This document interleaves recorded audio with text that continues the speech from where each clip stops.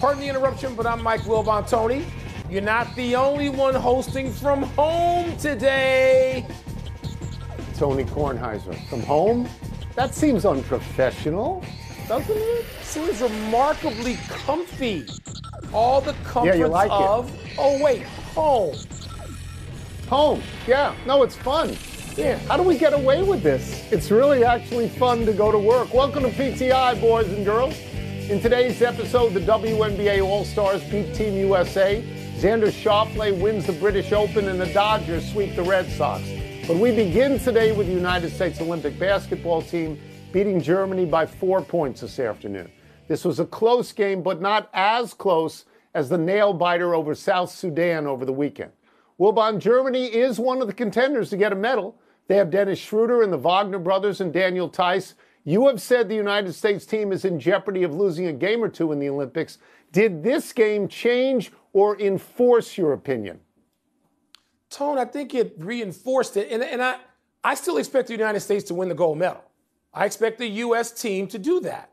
They're the most talented team. But the word I've been using most often is pushed. I expect the United States to get pushed. And the South Sudan game was a stunner because they're not loaded with current NBA players like Germany is. And Germany, has some credibility from recent FIBA competitions. And Tony, LeBron James had to rescue the U.S. team again today. He did it in the final 8 seconds of the game over the weekend against South Sudan, and then he did it repeatedly in the fourth quarter. I don't think of this team as needing that. Everybody talked about, well, wait a minute, if we have this guy, we have Steph Curry, we have Booker, we have Durant, we have Embiid, we have LeBron, we have so-and-so, we're going to cruise. And that's my pushback. I don't believe that we're going to cruise, Tony. I believe the world has too many good players and too many good teams and that we will win. But we'll be pushed just like South Sudan and just like today. So you and I have this philosophical disagreement about this. I believe that we are far and away the best team. I believe our second team is better than everybody else's first team. And I believe we will win a gold medal as you do. But I don't know that any game will be close. And by close, I would define that as being decided in the last 30 seconds. And this one today would qualify as a close game. South Sudan is a different deal utterly to me. I mean, I look at LeBron James now, and I know Joel Embiid apparently told the New York Times that it's not the same LeBron James as he used to be. He's older. Well, he saved everybody the last 2 games. LeBron James got the GOAT status on the line here. You know what I wonder about, Mike? That's a different ball. It's not an NBA ball. These are 10-minute quarters. 5 fouls and you're out. These are not NBA refs. There's a lot of stuff that's different, and I think the United States will have to get used to that. But these are exhibition games. Mike, my feeling is always the same. When the bell rings in the Olympics, we're going to be fine. That's what I believe. Tone, I hear you, and that makes sense. But, you and I have covered a lot of Olympic competitions. It is not just basketball I'm referring to now. When people are wearing their country's name across the front of their jerseys, it's different. And they're playing in circumstances, we are too, but they're playing in circumstances that just say, oh my God, they have no chance, and they have a chance, and they play with a level of inspiration that seems unknown and unfounded. I think all these things work against the favorite in almost all these situations. So again, expecting to win, yes. Cruise, like you said, I got to see that. Team USA women lost on Saturday night, All-Star game. Enrique Ogunbowale scored 34 points to lead the WNBA All-Stars over the Olympians, 117-109. Tone, how serious of a setback for the Team USA women is that loss? Yeah, so we're going to have the same philosophical disagreement. I don't think it's, anything. I don't think it's anything. To me, it's like with the Dream Team in 1992 when they got beat in a scrimmage by those college kids, and then the next time they played, they beat them like 40 or 50 points. I mean, I think that the WNBA All-Star team would go into the Olympics tournament as the second best team in the world, and they're not even in the tournament. We have won 7 straight gold medals. We're going to win an 8th gold medal. And the reason I say that is because none of the people on the WNBA All-Star team is playing for any of the other countries involved in this. This happened in 2021. Yeah. The same exact scenario happened. And then the United States women went in and won 6 straight games by an average of 16 points. And I will use the word cruised to the gold medal. And that's what I think will happen here. Tom, the women's competition and the men's competition are not similar. Not yet. The women's competition does not have that sort of, and it's getting better, but yeah, what we saw the other night, Ogunbowale and Nneka Ogwumike, they were fabulous. And you look at it and go, wait a minute, why aren't they on the Olympic team? And then you have to say, well, who would you take off? And we are that deep and we are that much better, and I expect cruising. Let me just take a moment to say that I wish that the NBA, the men who play in the NBA, all of them, all the All-Stars for the last few years, got a chance to watch the women put on a real All-Star game, a real competitive, spirited, passionate game that that league and the networks that televise it could be proud of, as opposed to the junk the men throw out there in February, the All-Star game, where they don't want to compete. They don't compete, really give a damn, and they want us to care about their product more than they do. The women here in Phoenix, out behind me, they got after it. And that team in WNBA and the USA, that was a game. It was so competitive and so spirited. So I care more about that. I do agree with you, Tone. The women, the Team USA women, will dominate the competition, I believe. Let me just say this. This is what matters to me about this. It reinforces a point that I tried to make over the last couple of weeks, that Caitlin Clark and Angel Reese, and I hope I get this name right, Arike Ogunbowale, they should be on the Olympic team, because one of them leads the WNBA in assists, and one of them leads the WNBA in consecutive double-doubles, and one of them put 34 points out there in the second half. It's a television show. They'd make it better. We move now to Xander Schauffele, going from the Wanamaker Trophy at the PGA to the Claret Jug at the British Open. Schauffele shot 65 yesterday, hitting 16 of 18 greens in regulation and sprinting past his challengers, including major winners Justin Rose and Shane Lowry, solid vet Billy Horschel, and unknown Tristan Lawrence. Wilbon, what did you think of Schauffele's performance, and did it boost him to Player of the Year in your mind? Well, there's only one thing to think of his performance.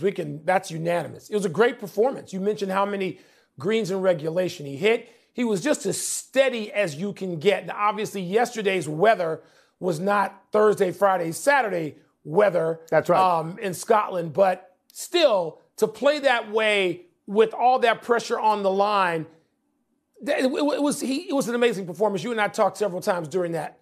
Now, here's where we might disagree, Tony. I think he's a player of the year. I think you win 2 majors, you're player of the year. Unless somebody else wins 2, or unless somebody else wins everything. I realize Scottie Scheffler has won 6 times already. I realize that, he's got it out there where he could be in Tigerland, and maybe I'll change my mind after the FedEx Cup. But right now, Schauffele winning 2 majors, and I think he may be off on a little bit of a run. I think he's the player of the year based on what I saw, because last I checked, Scottie Scheffler was in the field at those 2 majors and did not beat Schauffele. That's right. No, you were 100% right about that. There are certain tournaments that are lost. Rory McIlroy lost the U.S. Open. Xander Schauffele won the British Open. He won it.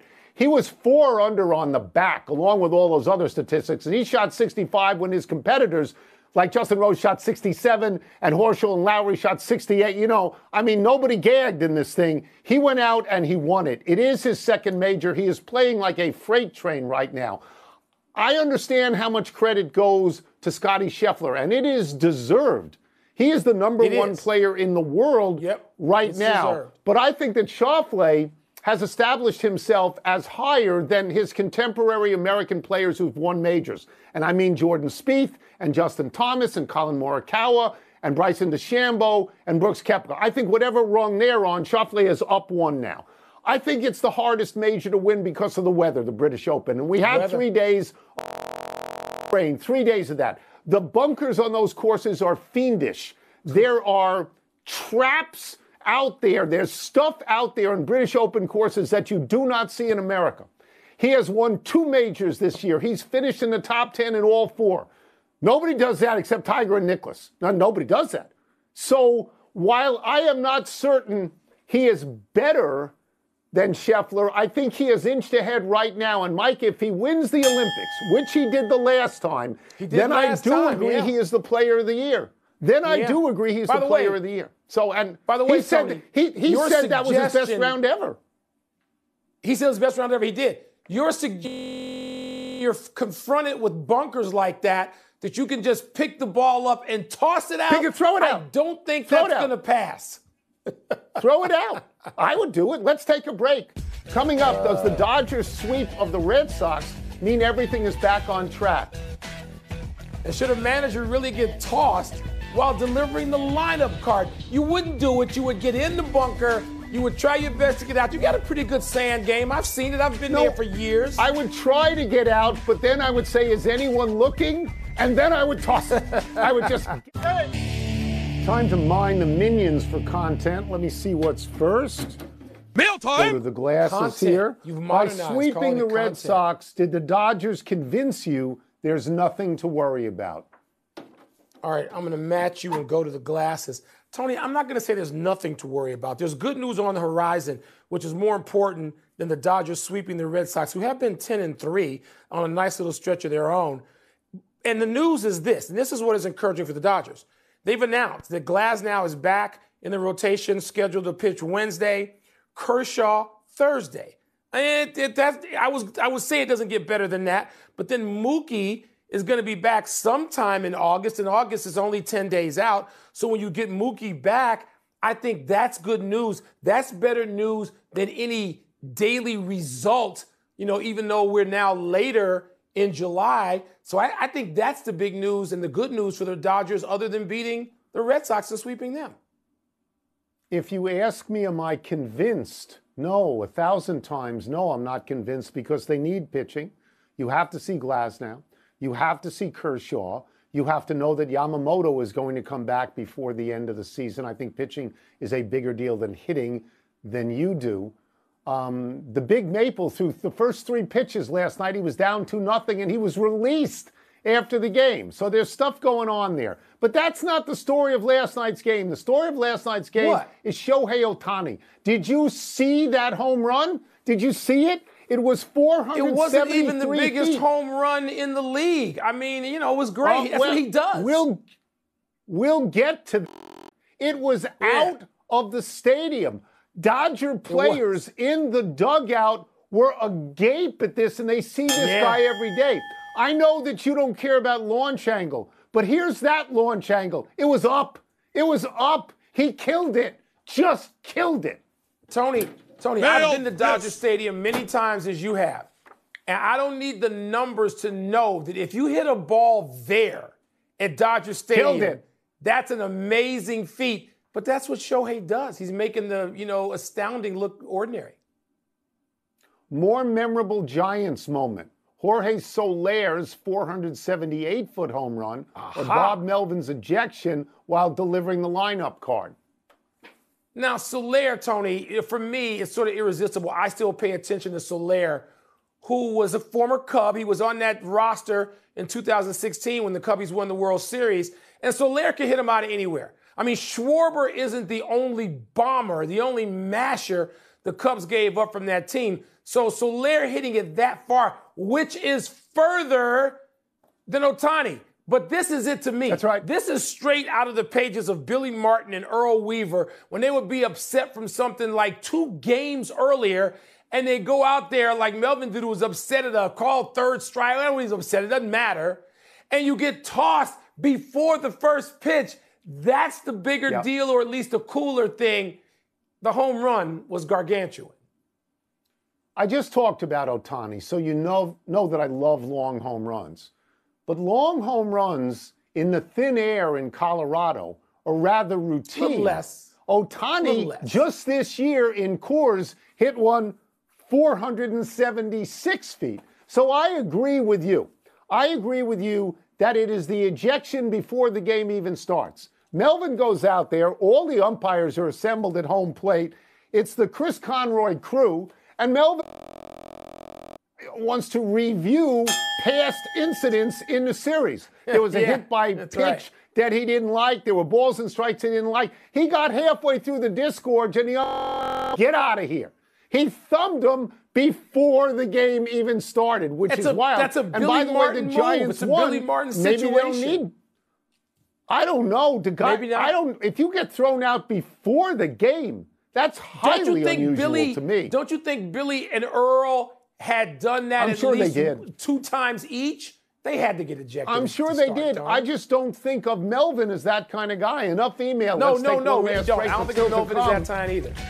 Jordan Love says he will not take the practice field until he gets an extension. That's chesty. Money on the table, big boy. Noah Lyles makes an Olympic prediction after winning his latest race in personal record time. That's chesty. No. Noah Lyles is chesty. Yeah. Oh, he puts pearls in his hair, right? Isn't he the sprinter with pearls in his hair? I think so. He's a star. Yes, both. Noah Lyles is a star. Oh. Tonight on SportsCenter at Happy time, people. Happy 29th birthday, Ezekiel Elliott. The running back who found fame and fortune early in his career with the Cowboys is back in Dallas on a 1-year deal after spending with the Patriots. Elliott will make a maximum of $4 million with the Cowboys, a fraction of what, for example, Dak Prescott is getting. Elliott was the 5th overall pick out of Ohio State in 2016 and was Offensive Rookie of the Year. Elliott made 3 Pro Bowls and was considered a beast running the football. But running backs are used until they're used up in the modern NFL. Sort of like relief pitchers in baseball, Mike. Very few of them are stars for a decade anymore. Tony, you're right about that, but I didn't think he was used up. I thought Elliott had a lot left, and we'll see if he has a lot left. I think this is a sort of good move by default for the Cowboys, who I'm not sure they know what they're actually doing, but I think they're going to get this move right. Derrick Henry's the only guy I would say is a star running back for a decade or more lately. Still only for one. 10 years. Yeah. Happy anniversary, Greg LeMond. On this day 34 years ago, the American cyclist won the Tour de France without winning any individual stages. The victory was LeMond's 2nd straight and 3rd in a 5-year span. Since the last 2 American winners, Lance Armstrong and Floyd Landis, were stripped of their titles for doping, LeMond is the only American winner. He was the first non-European to ever win the Tour de France. Incidentally, the Tour did not finish on the Champs-Élysées yesterday, as it traditionally does, because of the impending Olympics in Paris. The Tour didn't finish in or near Paris, it finished in Nice. I was hoping it might finish near a French river other than the Seine, and have the French mayor in that town swim in that river and declare it clean and healthy like they did in Paris. You know, I guess this is still a big deal. I've been there on the day that the race finished.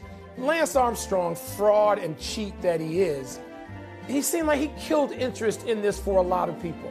You know, because he ran out there for so long and said, not me, and he challenged everybody about his innocence, and then he wasn't. And it just, you know, it was like, okay, so what? Sorry, that's this American's take on it. He killed it for me. Happy trails to Noah Lyles' competition in Saturday's 100-meter sprint. The American won his final Olympic tune-up in London, setting a personal record of 9.81 seconds. That said, it's just the 3rd fastest time run by someone this year, so the Olympic field should be stacked. But Lyles is the reigning world champ in the 100 and 200 and said of the Paris Games, quote, "I'm going to win. That's what I always do," unquote. Wilbon, you and I have been to many Olympics. There's no event more thrilling than the 100, right? There isn't. Nothing. It's the #1 stunner. Tony, I was worried that with no Usain Bolt, I was going to get a little bored or just say, oh, I can't work up the interest. No, Lyles and the field have brought the interest. I can't wait to see it. The heats, and you're streaming now. I should be able to watch all of it instead of some schmaltzy features. I want to see the 100, men's and women's, all of it. Greatest live event I ever saw, Ben Johnson and Carl Lewis in the Olympics. Greatest, #1 for me. We run out of show and we go to the big finish. Packers quarterback Jordan Love says he won't take the practice field until he gets an extension. Is there cause for concern?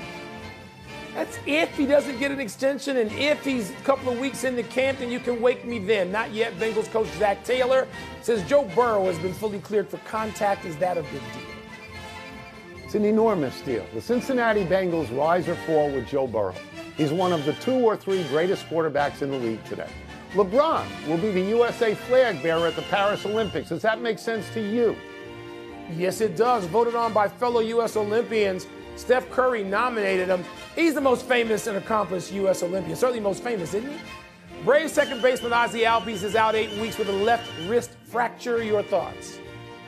Terrible for the Braves because Acuna isn't back and isn't going to be back all year. Just on LeBron, to me, Mike, I want to see a hammer thrower or a fencer or somebody who's been on 6 Olympics to it. Just to me.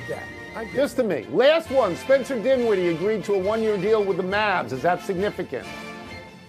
Yes, I love the moves the Mavs have made. Klay Thompson, Spencer Dinwiddie, veterans, guys you want to be able to count on in the spring. I like the move, yes. We're out of time. We will try and do better the next time. Mike Dillow and Kevin Houlihan, good job. I'm Mike Wilbon. Same time tomorrow, Knuckleheads. You can get the PTI podcast on the app or Apple Podcasts. And now, here's SportsCenter. They won the member guest at Rehoboth in the shootout. It was really sort of thrilling to watch. Bonus segment. All right, Wilbon, how big a deal is this Jordan Love hold-in? It's a non-deal at this point. Obviously, when you're talking about any starting quarterback, and you're talking about Jordan Love in this case, and you know that's my division, so I care and pay attention to all the Packers. Love being out would be a big deal, even if he misses a lot of camp. He hasn't missed a lot of camp. Camp hadn't started, is just starting soon. And he says if there's no extension, and we don't know yet, I guess it seemed fairly optimistic, but doesn't want to commit, and that's understandable from a negotiating standpoint. So, Tony, if he's out of camp any length of time, it'll be a big deal. Wake me then. Today, not a big deal, not at all. Yeah, I think that's a fair assessment of it. Nothing has really started yet. He wants more money. We see this all over all sports. In baseball, in football, in hockey, in basketball. People say, if you want me to show up and participate, you got to get me a new contract. And if they think he's good enough, they will. They traded up to get him in the first round a few years back. If you remember that, and they did it while they had Aaron Rodgers, who everybody thought was in his prime at that point. And that was a big story for a couple of years. If you look at the history of quarterbacks in the NFL, there's a big red-hot bubble in Green Bay. Brett Favre was an unbelievable prima donna. Aaron Rodgers was an unbelievable prima donna and still is. And this guy, Jordan Love, is right on the runway to become an unbelievable prima donna. And that's my observation, is that this happens in Green Bay. Happens all the time. All the time. Tony, he's well apprenticed in prima donna, is he not? I think he's got, there's a blueprint to that. Huh? We agree. That's it. Check back with us in a month to see if this is a real story. Back to you. All right, fellas.